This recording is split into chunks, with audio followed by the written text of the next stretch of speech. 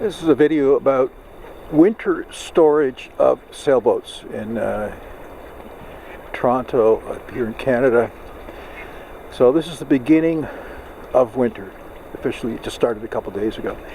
And some boat owners choose to leave their boats in the water instead of hauling them out, I being one of them. So this is the boats for winter storage. So these are temporarily assigned docks. All the boats are clustered together, and I'm going to show you in a minute how the ice eaters work. So we'll just walk down here. And these are pretty big boats, you know, 36-foot boat in my dreams. This one has like a charger.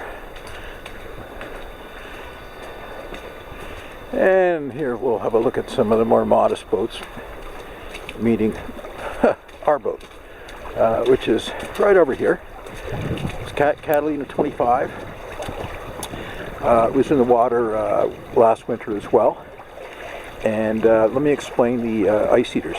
So you see that plastic tubing, it's gray.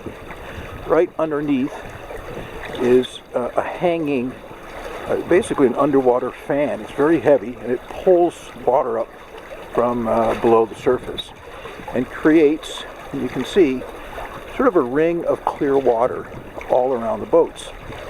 And each ice eater is on a thermostat. See, right there. And they're more or less set for about freezing. So when it warms up, they turn off, and here you can see the water is really getting pulled up now. And this boat also has one right down in there. But the alternative, of course, is to pull your boat out of the water. And there you can see storage on the land.